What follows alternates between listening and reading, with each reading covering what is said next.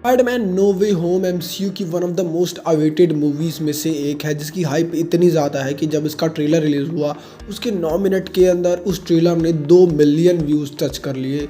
भाई इतनी हाइप तो किसी ऑर्डिनरी मूवी की भी नहीं होती जितनी कि नो वे होम के ट्रेलर की हाइप थी। फिलहाल ट्रेलर बहुत शानदार था और ट्रेलर के अंदर हमें क्या कुछ देखने को नहीं मिलता। Doctor octopus, green goblin, lizard, Sandman, electro और स्पाइडरमैन का ये ब्लैक सूट। टोबे और एंड्रयू गारफील्ड की कमी महसूस होती है ट्रेलर के अंदर, बट मेरे हिसाब से, मेरे पॉइंट ऑफ व्यू से, अगर सब कुछ ट्रेलर में ही देख लोगे तो मूवी को देखने का मज़ा ही क्या रह जाएगा।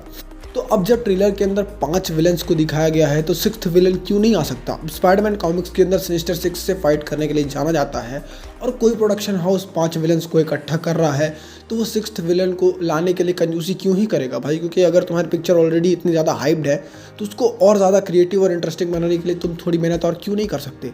तो आज के इस वीडियो के अंदर हम लोग यही बात करने वाले हैं कि स्पाइडरमैन नो वे होम के अंदर 6th विलन कौन हो सकता है। तो वीडियो को स्टार्ट करने से पहले अगर गलती से आ गया हो चैनल पे तो चैनल को सब्सक्राइब करके बेल आइकन दबा दो, और अगर थोड़ा बहुत भी वीडियो इंटरेस्टिंग लगे तो एंड होने से पहले वीडियो को लाइक कर देना। So without wasting any more time, let's get started.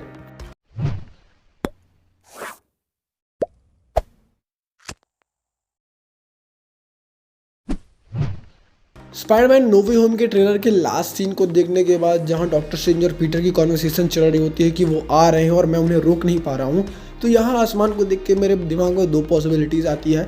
सबसे पहले ये कि यहाँ की जो अल्टरनेट यूनिवर्सेस हैं वो आपस में कोलैप्स हो रहे हैं, मतलब जो डिफरेंट यूनिवर्सेस से विलन्स आ रहे हैं वो ओरिजिनल यूनिवर्स से कोलैप्स होने वाले हैं, या फिर कोई बड़ा कॉस्मिक बीइंग या फिर कोई बड़ा कॉस्मिक विलन मार्वल स्टूडियोज़ के ओरिजिनल यूनिवर्स के अंदर एंटर कर रहा है। तो ये मोस्ट प्रोबेबली मेफिस्टो होगा। चुप, बिल्कुल चुप। हिम्मत कैसे हुई तेरी मुंह खोलने की? ओके, जोक्स अपार्ट, अगर इस सीन के अंदर मूवी में कोई नया विलन इंट्रोड्यूस होगा तो वो विलन लिटरली बहुत ज़्यादा पावरफुल होगा, कॉस्मिक लेवल की एनर्जी रखेगा। क्योंकि आसमान के अंदर जो आप कलर पैटर्न्स देख रहे हो ये पर्पल कलर के हैं, और एमसीयू के अंदर अगर कहीं तुम्हें पर्पल कलर दिख जाए तो समझ जाओ कि मल्टीवर्स का चक्कर है बाबू भैया। तो इस पर्पल कलर वाले कॉस्मिक विलन की प्रोडिक्शन हम वीडियो के एंड में करेंगे। पहले हम बात कर लेते हैं कि सिनेमैटिक यूनिवर्स के अंदर ऐसे कौन कौन से विलन्स प्रेजेंट हैं जिनको as a 6th villain Spiderman No Way Home में यूज़ किया जा सकता है। सबसे पहले बात करते हैं वल्चर की। वल्चर स्पाइडरमैन होमकमिंग के बाद हमें दोबारा कभी दिखाया नहीं गया। Basically at the end of the movie, Homecoming के एंड में स्पाइडरमैन जो है वो वल्चर को हरा देता है और पुलिस के हवाले कर देता है, जिसके बाद वो जाता है जेल में, और शायद अभी तक वो जेल में ही होगा एमसीयू की टाइमलाइन के अंदर। और अब जब स्पाइडरमैन उसकी बेटी को छोड़ के किसी और लड़की के साथ घूम रहा है तो वो क्यों नहीं स्पाइडरमैन से बदला लेना चाहेगा। जोक्स अपार्ट, सिनिस्टर 6 के वन ऑफ द मेंबर्स में से वल्चर भी है, जो कि कॉमिक्स के अंदर सिनिस्टर 6 के साथ रहा है और स्पाइडरमैन के अगेंस्ट फाइट भी की है, तो उसके भी चांसेस थोड़े बहुत हैं स्पाइडरमैन नो वे होम के अंदर 6th विलन की तरह दिखने के। नेक्स्ट विलन की बात करें तो अपना नेक्स्ट विलन हो सकता है स्कॉर्पियन। स्कॉर्पियन बेसिकली एमसीयू के लिए एक किताब की तरह है, जिसे एमसीयू वालों ने खोल तो दिया पर उसे कभी यूज़ नहीं किया, ना ही उसे प्रॉपरली कभी बंद किया। तो बेसिकली होमकमिंग के पोस्ट क्रेडिट सीन के अंदर जब स्कॉर्पियन को आखिरी बार दिखाया गया था तब वो वल्चर से पीटर की आइडेंटिटी जानना चाहता था, पर उसे कुछ पता नहीं चलता वहाँ से, और उसके बाद एमसीयू के अंदर कभी स्कॉर्पियन को दिखाया ही नहीं गया। तो स्पाइडरमैन नो वे होम एक परफेक्ट चांस होगा एमसीयू वालों को स्कॉर्पियन का यूज़ करने के लिए, जिससे वो स्कॉर्पियन का यूज़ कर सकते हैं और उसके कैरेक्टर को एक प्रॉपर एंडिंग दे सकते हैं। इन सब के अलावा अगर उसे नो वे होम में दिखाया जाता है तो एक और एडवांटेज होगा एमसीयू के फ्यूचर के लिए। एमसीयू का एक फ्यूचर सेटअप तैयार हो जाएगा डार्क एवेंजर्स का। जैसे falcon and the winter soldier के अंदर वैलेंटीना एलेग्रा डी फॉन्टेन ने अपने जॉन वॉकर को अपॉइंट किया था, और उसके बाद ब्लैक विडो मूवी के अंदर अपने ब्लैक विडो की बहन को अपॉइंट किया था। उसी तरह स्कॉर्पियन जो है वो भी एक तरह से डार्क एवेंजर्स का मेंबर रह चुका है कॉमिक्स के अंदर।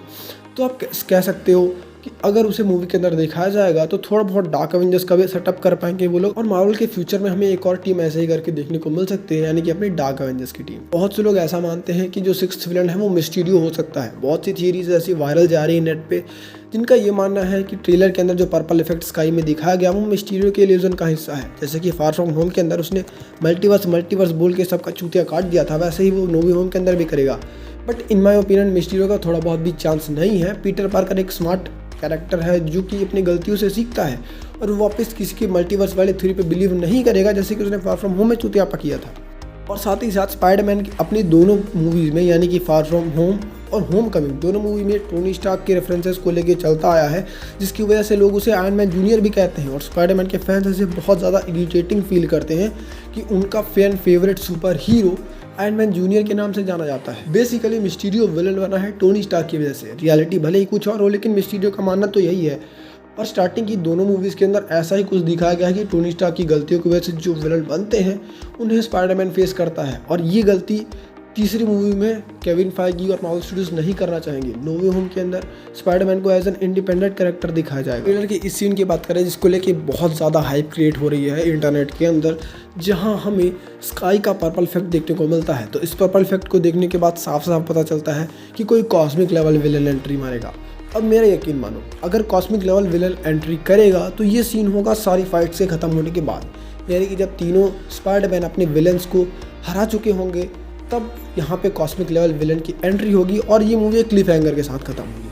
अब फिलहाल मार्वल स्टूडियोज और क्लिफ हैंगर का रिलेशनशिप बहुत ज़्यादा हेल्थी चल रहा है, खासकर अभी 6 महीने 1 साल से तो बहुत सही चल रहा है। तो ये मूवी एक क्लिफ हैंगर के साथ खत्म हो जाएगी। अब तुम ही सोचो, मूवी में ऑलरेडी 5 विलन है, एक सॉर्सर सुप्रीम है, 3 स्पाइडरमैन है। इन सब के साथ एक कॉस्मिक लेवल विलन को प्रॉपरली स्टोरी राइटिंग और प्रॉपरली टाइम दे पाना बहुत ज़्यादा मुश्किल है। इससे मूवी और ज़्यादा कॉम्प्लिकेटेड हो पाएगी और जो कॉस्मिक लेवल बीइंग आएगा उसको भी सही से दिखाया नहीं जा पाएगा मूवी के अंदर। तो अगर कोई कॉस्मिक लेवल बीइंग एंट्री करेगा एमसीयू के अंदर तो फिर मूवी क्लिफ हैंगर के साथ खत्म होगी। अगर इस सीन के अंदर मूवी में कोई विलन एंट्री करेगा तो सबसे ज़्यादा चांसेस बनेंगे कैंग द कॉन्करर के, क्योंकि एमसीयू की जो भी करंटली स्टोरी लाइन चल रही है वो चारों तरफ से कैंग द कॉन्करर की तरफ ही इशारा कर रही है, चाहे हम लोकी सीरीज़ की बात करें या फिर एंटमैन 3 क्वांटममेनिया की बात करें। और यहाँ जो नो वे होम के ट्रेलर में हमें लास्ट में स्काई का पर्पल इफेक्ट देखने को मिला था, ये सेम लोकी के ग्रैंड फिनाले वाले एपिसोड से सिमिलर है जहाँ हमें ही हू रिमेन्स देखने को मिला। So that's it for today. यही था एक छोटा सा वीडियो स्पाइडरमैन के 6th विलन और उसको लेके हर पॉसिबिलिटी के बारे में। अगर वीडियो को एंजॉय किया तो लाइक करना, दोस्तों के साथ शेयर करना और चैनल को सब्सक्राइब करके बेल आइकन दबा दो। हम लोग 2 के सब्सक्राइबर के बहुत क्लोज है, तो जल्द से जल्द वो गोल कंप्लीट करा दो। और अगर इटर्नल्स मूवी देख ली है और जानना चाहते हो कि ऐसे कौन से कैरेक्टर्स हैं जो कि सेलेस्टियल्स को मार सकते हैं क्योंकि सेलेस्टियल्स गलत काम कर रहे हैं, तो ये राइट वाली वीडियो पे क्लिक करो जहाँ पे मैंने एक्सप्लेन किया है टॉप 10 ऐसे कैरेक्टर्स के बारे में जो कि सेलेस्टियल्स को इजीली हरा सकते हैं। So till then goodbye, join Marvel Dude, be a super hero.